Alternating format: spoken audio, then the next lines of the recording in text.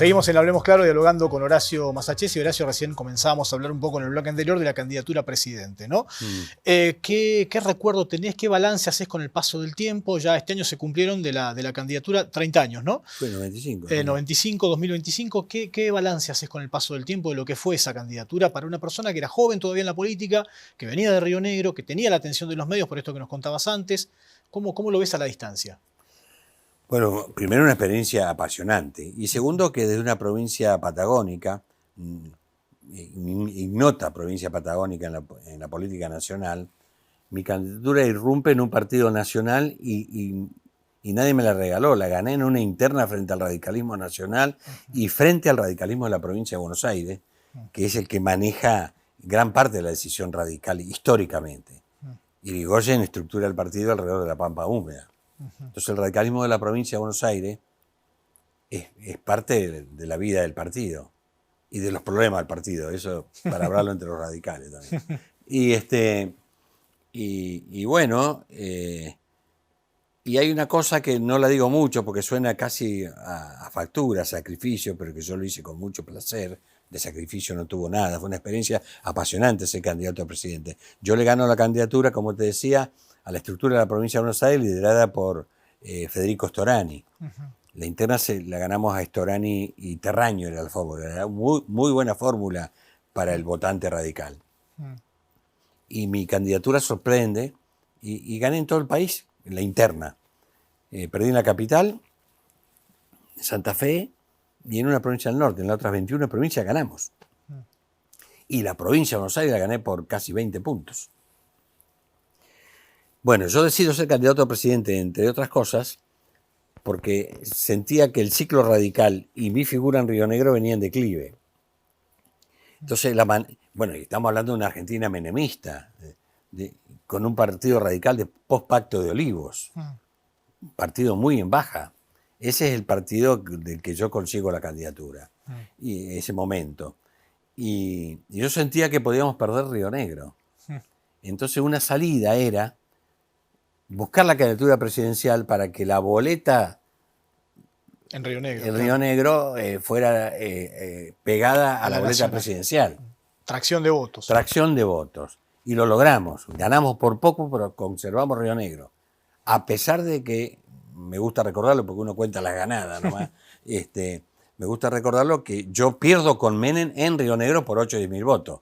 Pero si yo no era candidato, lo más probable es que hay 20, 30 mil votos que se hubieran ido y hubiera arrastrado a mi sucesor, que fue Pablo Verani. Claro. Ahora, 4 años después hubiera sido quizás otra la historia, ¿no? A nivel nacional. Sí, con el diario del lunes, todo el mundo dice, ¿por qué fuiste candidato y por qué no fuiste? Pero para decir eso, a uno lo quieren mucho los que dicen eso y lo dicen de buena fe, pero la política no es así. La coyuntura del momento no es la que voy a tener dentro de 4 años, claro, porque entre otras cosas no sé qué va a pasar dentro de 4 años con mi persona, con mi candidatura, con el país y con los que tengo en contra. Porque allí, ser candidato radical en el 95, cuando fui candidato yo, implicaba si el radicalismo se iba a formar ya frente una alianza con el Frepaso, con el Frente Grande, o se iba con la boleta 3 con los valores radicales. Yo representé esta segunda opción. Storani, yo postergo la llegada a la alianza 4 años con mi decisión de marchar adelante con mi candidatura. Y los dirigentes nacionales dudaba Alfonsín también. Dudaba Angelós, que podía ser candidato de vuelta. Claro. Y yo ahí hay un momento que, como todo político, que no consulto a nadie y arremeto. Y no tuvieron. Y entonces ahí dividí las aguas. Los que vamos con Masachesi y la boleta 3, y los que nos quedamos. Al ganar la zona interna no logro unir el partido, y todos los que habían votado a Storani, sobre todo la estructura, se va con el Frepaso, claro, por abajo, y no fiscaliza la provincia de Buenos Aires. Aún así, yo saco 3 millones de votos, 2.890.000. Mirá si los tuviera hoy. Y en ese momento era el 18%. Claro. ¿Le dolió después lo que pasó con la caída del gobierno de la Rúa, la caída hasta hoy del radicalismo? Y bueno, ¿cómo no va a doler? Es propia familia. Me gustaría intervenir un poco más en un debate de cómo se sale de esto. pero el debate es más profundo. Sí. Yo creo que abre la puerta a otra pregunta. Es qué hacemos con la política tradicional, qué hacemos con el presente argentino, qué hacemos con la nueva construcción del poder que hay en el mundo. Y ahí también está parte de la solución. Y esas respuestas no son fáciles, porque no cualquiera asume que estamos viviendo en una época de parto, de mucho cambio, y bueno, todos somos víctimas de eso. Fíjate vos que llevamos 20 minutos de reportaje y el 90% de las cosas que hemos hablado son del pasado. Ahora viene. Bueno, ahora viene, pero hay que hablar del presente sobre todo para poder entender, y sobre todo hay que ponerse en la cabeza de las nuevas generaciones. Es decir, y los que venimos impregnados de la política tradicional, quedamos poco aptos para dar la solución. ¿Milei se puso en la cabeza de las nuevas generaciones, por eso ganó? Bueno, yo también estoy leyendo con el diario del lunes fenómenos como los de Italia, como los de Estados Unidos, alumbran una nueva política, una nueva construcción del poder. En tu actividad, cualquier tipo que se hace popular y decide postularse tiene la misma chance que alguien que viene con 30 años de ser senador y diputado. No, es más, tenés más chance. Hoy importa mucho la imagen, el ser la imagen, conocido. claro, ¿no? la imagen, cómo disrumpís en el escenario, cómo te interpretás el momento, la esperanza y la bronca. Porque guarda que todas las figuras políticas ahora tienen un gran componente de rabia que hay en la sociedad, que la liga la política, la ligamos los políticos tradicionales y beneficia al político sin historia. Claro. Es mucho más importante no tener historia que tener una buena historia. Grave lo que estoy diciendo. Pero es así. Es así, ese es el presente.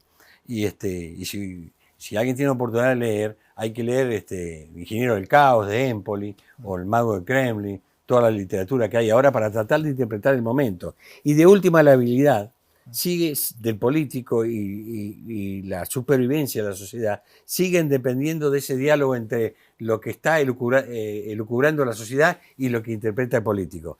Fue lo que hizo Julio César cuando dijo la República Romana está terminada, está llena de corrupción, los senadores se llevan toda la plata del imperio, acá tiene que venir uno a poner orden. Y surge la figura de Julio César, un tipo que cambió el rumbo del mundo. Hablando justamente del presente, ¿cómo ve el presente y el futuro de Neuquén, de Río Negro, con el tema Vaca Muerta, con el tema de lo que es también ahí en Sierra Grande, el GNL? ¿Cómo se ve esto a futuro? ¿Cómo lo ve usted como una persona que estuvo allí en Río Negro, que quizá no tenía estos recursos en su momento, ¿no? ¿Cuál es la oportunidad que hay hoy con esto? Le voy a dar una respuesta, a mi juicio, complicada en el lugar en que estamos. La respuesta creo que empieza más atrás, que es la vigencia o no de un proyecto provincial frente a un proyecto nacional. Yo creo que eso es lo que hay que poner en debate también. Si el camino va a seguir siendo la confrontación, como parece, el partido provincial tiene un perfil casi de sobrevivencia, de resistencia. Sí. ¿Estamos de acuerdo? Vamos. Yo creo que y un proyecto provincial no tiene un destino venturoso confrontando con un proyecto nacional, desde mi óptica. Pero no se me ocurre cómo estas provincias se pueden desarrollar solas, por más recursos que tengan.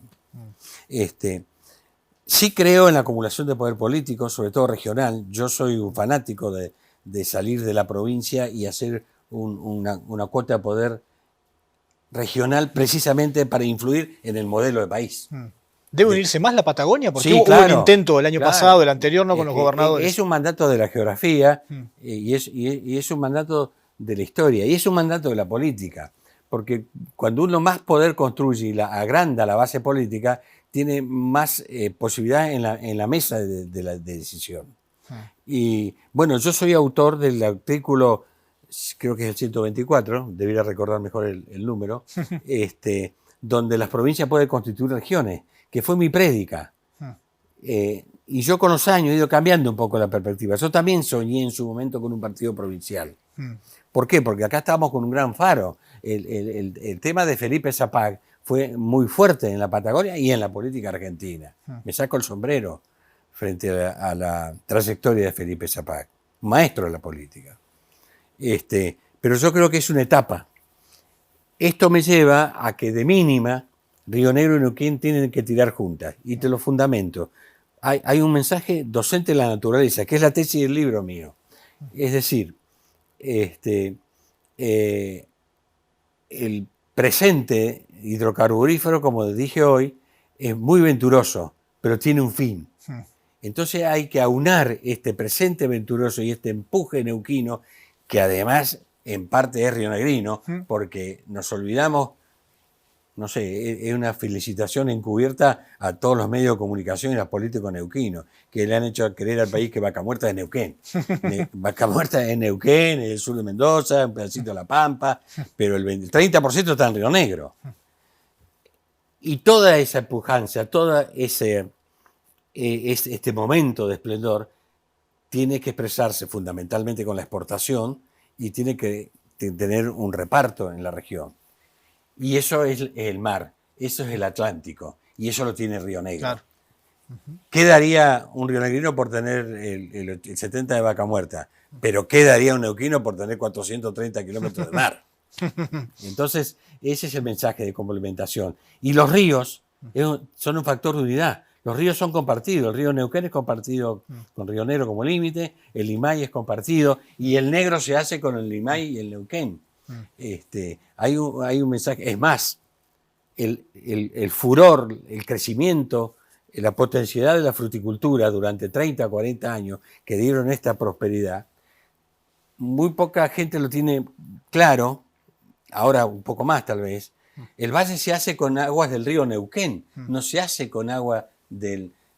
Ahí hay un mensaje, es decir, la prosperidad de Roca, de Chipoleti, no tanto de Chipoleti, de Roca, de Allen, de Regina, de Chichinale, es con aguas del río Neuquén, porque las obras tienen como fundamento detener al gran río enemigo de la época, que era el río Neuquén. El peligroso es el Neuquén, el que crecía de 500 metros cúbicos a 9.000 ha crecido. Cuando el Neuquén crecía y crecía el Limay y se juntaban las dos crecientes, el Río Negro arrasaba todo, hasta Viedma. Otra gran discusión, la energía y las regulaciones de los ríos, pero la regulación de los ríos amigó a la población y al futuro con los ríos. Todos los pueblos del Alto Valle están hechos lo más lejos posible del río. De hecho, la única ciudad que ahora ha descubierto el río a sus espaldas, pero se ha arrimado, es Cholechuel. Y después, históricamente, Viedma. Pero todo lo más está lo más lejos posible del río, porque el río se llevaba todo por delante. El amigo era el ferrocarril. Horacio, estamos terminando. Muestra el libro, por favor, antes de irnos. El libro que está presentando por estos días. Aquí en Neuquén lo presentado ayer en la IC, ¿no? ¿Vos escuchaste en qué librería está? En Libracos. En Libracos. Ahí está. Bueno, escuché bien. El río se llama Río de los Sauces, que es como decían los lugareños, los indios, al Río Negro. Tal cual. Es así. Que lo descubre Basilio Villarino en 1782. A pesar de que Magallanes y los corsarios ingleses pasaron 200 años y no lo vieron. Y bueno, y el trasfondo del río... del libro es el río, pero el río lo hicieron famoso personas y héroes. Villarino que lo descubre, Darwin que lo da a conocer en sus libros universales en Inglaterra en 1836, Chipoleti que lo sistematiza, que lo estudia, lo sistematiza y descubre el potencial. Chipoleti, un año que antes que terminara el siglo XIX, en 1899, escribió que este río en 50 años va a dar lugar a 1 millón de personas y a pueblos florecientes. Había que decirlo. Tenía razón. Esa época, Tenía razón. Tenía razón. Le erró los 50 años. Un poco y después, más. bueno, el desarrollo de Villa Regina, que es la síntesis del agua, el ferrocarril y sobre todo el esfuerzo del hombre. Horacio, muchísimas gracias por haber venido. No, por favor. Gracias a ustedes. Ha pasado por Hablemos Claro Horacio Masachesi.